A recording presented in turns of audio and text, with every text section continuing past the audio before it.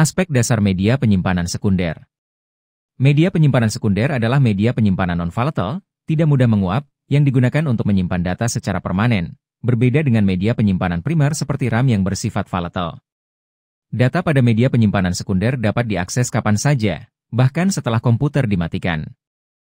Jenis-jenis media penyimpanan sekunder. 1. Hard disk drive, HDD. HDD menyimpan data pada piringan magnetik yang berputar. HDD memiliki kapasitas penyimpanan yang besar, tetapi kecepatan aksesnya relatif lambat. 2. Solid State Drive, SSD. SSD menggunakan chip memori flash untuk menyimpan data. SSD jauh lebih cepat daripada HDD, tetapi kapasitasnya umumnya lebih kecil dan harganya lebih mahal. 3. Optical Disk. Optical disk seperti CD, DVD, dan Blu-ray menyimpan data dengan cara memancarkan laser ke permukaan disk. Kapasitas penyimpanan optical disk bergantung pada jenisnya. 4. Magnetic tape.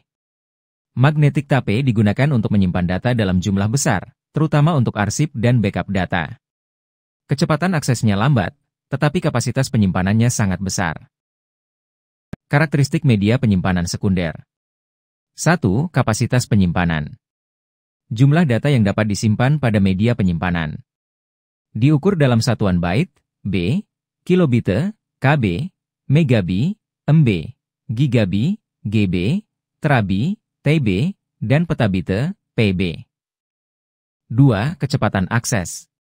Waktu yang dibutuhkan untuk mengakses data pada media penyimpanan. Diukur dalam milidetik, ms, atau nanodetik, ns.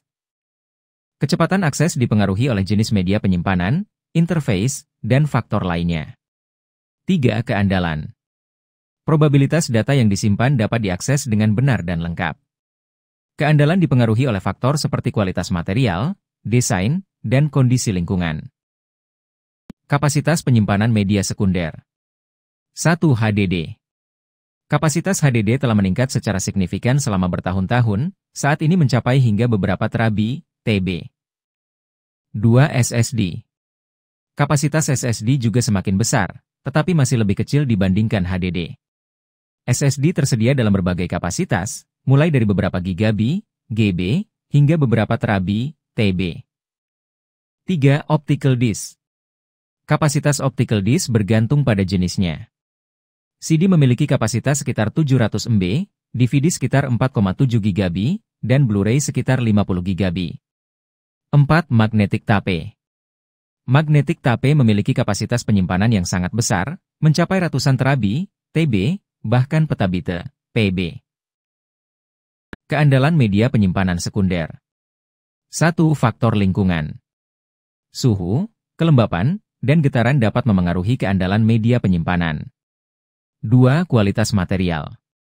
Bahan yang digunakan dalam pembuatan media penyimpanan akan mempengaruhi ketahanan dan keandalannya. 3. Desain. Desain media penyimpanan, termasuk mekanisme proteksi dan koreksi error, juga penting untuk keandalan. 4. Penggunaan.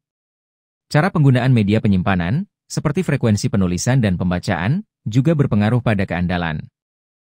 Biaya media penyimpanan sekunder. 1. Kapasitas.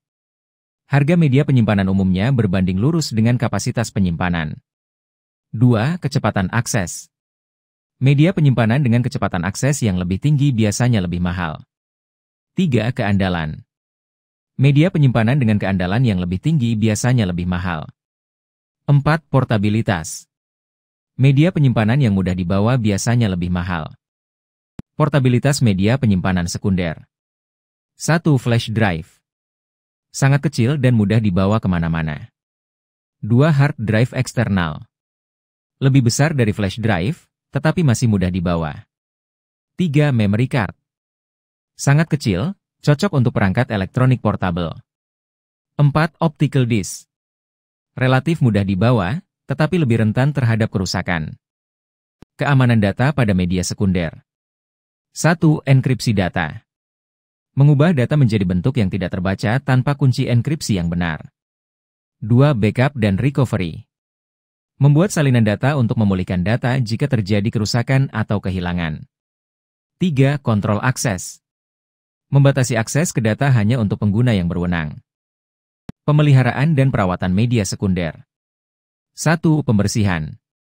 Membersihkan media penyimpanan secara berkala untuk menghindari akumulasi debu dan kotoran. 2. Defragmentasi. Mengatur ulang data yang terfragmentasi pada HDD untuk meningkatkan kinerja. 3. Pemeriksaan kesehatan. Melakukan pemeriksaan kesehatan secara berkala untuk mendeteksi kerusakan dan masalah. 4. Backup dan recovery. Melakukan backup data secara berkala untuk memulihkan data jika terjadi kerusakan atau kehilangan.